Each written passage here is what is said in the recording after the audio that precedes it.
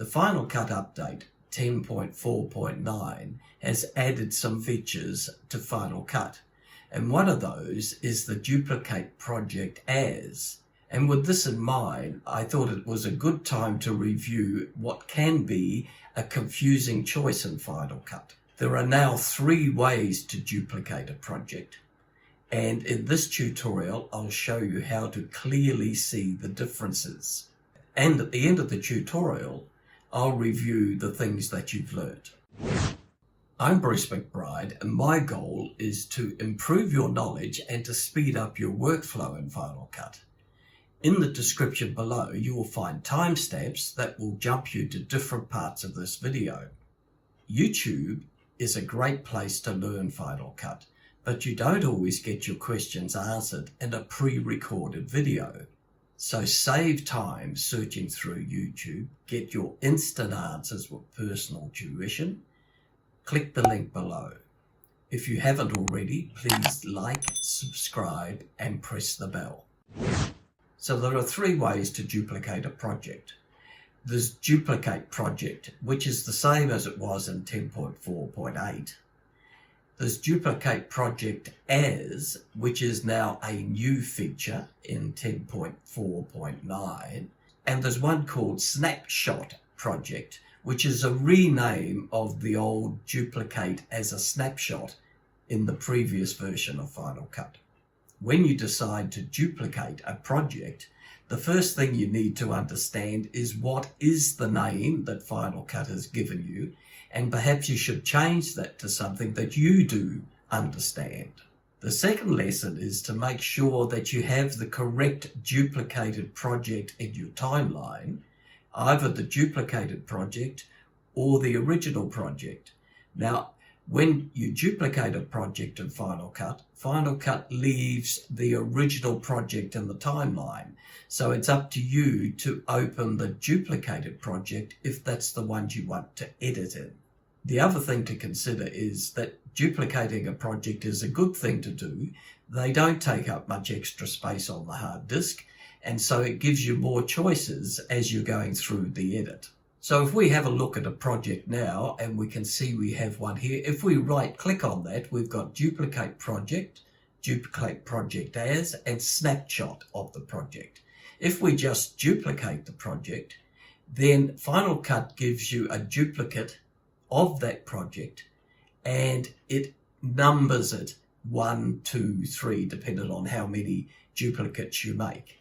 When you just duplicate a project, any compound clips are in fact kept the same. So if you make a change in a compound clip in the original project, then the duplicated project will have those changes shown in it. And this is our original project. If we go to a compound clip in that project and we double click it, then let's select this text here, and we'll select it in the inspector, and we'll change the color to red. So now when we go back to that project, the color's red in there.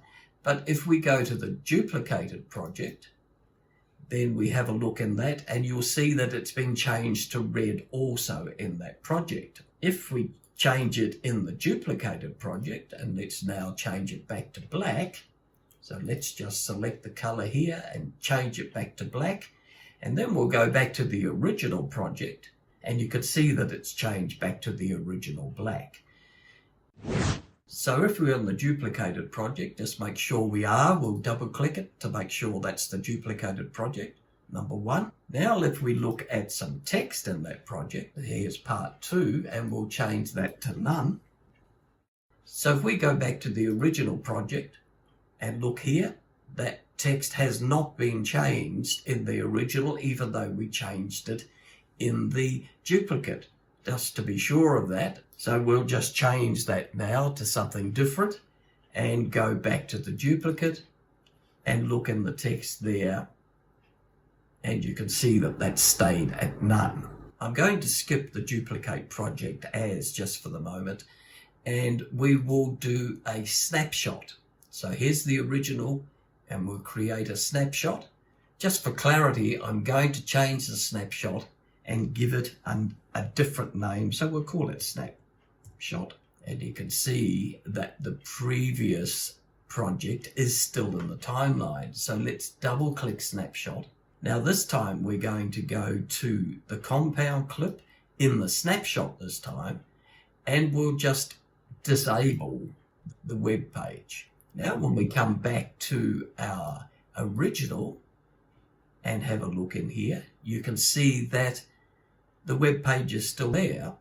And if we have a look in the duplicated project, the same applies, but when we look in the snapshot, then it's been changed. So what Snapshot does is it gives you a project that's completely independent of the other duplicates that you've created. So Snapshot is a great way of backing up a project, keeping it independent, and so that you can come back at a later date and know exactly what is in that project, and any changes you've made in other projects will not have affected the snapshot. And finally, we'll look at the new duplicate as option. So if we go back to our original clip and we select duplicate as, now what we get is a choice of how we can change the settings in the duplicate. So we can change the settings, let's say, to square. We could change our rendering settings or whatever, but let's change this to 1080 by 1080 square. So what I suggest you do is change the name again. So we will use square this time just for the clarity, and there is square. So double clicking square, and that brings it into the timeline, and you can see you've now got that square format, which is one of the new features of 10.4.9 anyway. So what have we learned in this tutorial? Well, when you simply duplicate a project, then any compound clips that are in that project will be adjusted when you adjust them in other projects. So any changes made will affect the original project or the duplicate project. When you duplicate as, that gives you the ability to change the settings for that new project, but to keep the same functionality as a duplicate project. And the third lesson is that when you take a snapshot, then the snapshot is a completely independent project, and any compound clip changes that you made will not affect that snapshot project. And finally, remember that creating duplicates is a good thing to do on a regular basis because they don't take up much space and they give that flexibility of going back to a point where you can remember that everything is correct. So thank you for watching this tutorial. I hope you've enjoyed it. Please like and subscribe.